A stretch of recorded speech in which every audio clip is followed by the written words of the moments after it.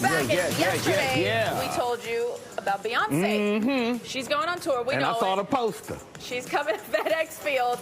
Well, now we know she's adding a second tour date to FedEx Field, even before tickets went on sale. So the question is, like, how are people going to get tickets? So yesterday online, people were talking. They're like, look at these tickets. They're so expensive. We know she's using Ticketmaster. They're not going on sale till next week. Right. Last night, people on these resale sites, they were already finding tickets. And let me tell you, they were going for a pretty penny. We don't even know if they're real. How much is a pretty penny? Like nosebleeds starting at about $1,000. Experts say it's a scam, y'all. These resale sites, at least so far. Let's bring in an expert to break it all down. Entertainment attorney Seb Chandler with us live tonight. Seb, I think people got PTSD after the whole Taylor Swift debacle, and now here's Beyonce, and we're back at square one. What is happening?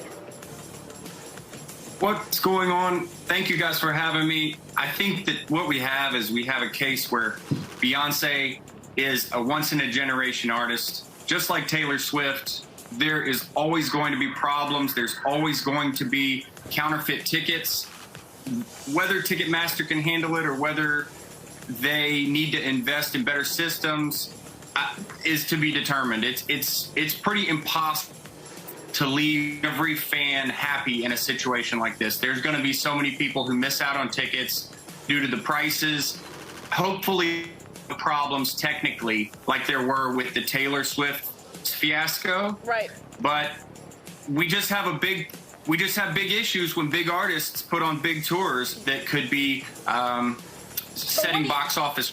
What do you say about sites that are legitimate, like StubHub, like Vivid Seats? These are sites that have already said, here are the tickets. You can buy it, section 446, for $996, one ticket.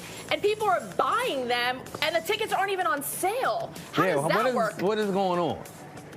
Well, there may be valid tickets out there with things like pre-sales available in groups, but most likely that is fraudulent tickets being posted on those sites. So it's not the site themselves selling it, but yet the site might be offering it as authentic or vouching for that vendor. So people just have to be very careful when they're shopping on these third-party sites.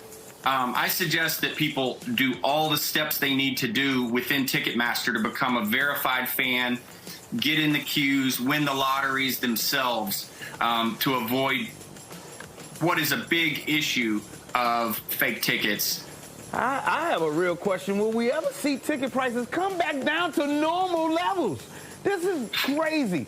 $1,300, $3,000 to see somebody for an hour and a half? Unless they coming home with me, I'm not giving you that kind of money. It's getting ridiculous when you add all the service fees, the front row, the VIP. I mean, these people, Beyonce and artists like Taylor Swift, they're selling out every show, adding dates to tours nonstop. The demand is just unheard of for the world's top artists when they get out and do live shows. And I'm with you. I think the prices are sky high and probably only going to continue to go up for artists as capable and as popular as Beyonce. Seb, we got 10 seconds left. Do we foresee things like Ticketmaster getting rid of these bots that seem to like really have changed the game when it comes to tickets? Back in the day, you'd have to stand at will call and wait for your ticket or call Ticketmaster to get the ticket. Now you got these AI phantoms out there taking everybody's ticket. I wish we could go back to some of the old school systems where it was more voice operators, less of a digital setup. But we have what we have, and we just have to fight the bots, just like spam. The people have to, and the companies have to work their way through all these problems. No doubt about that. We'll see. We keep saying it, but let's see if we ever get through that.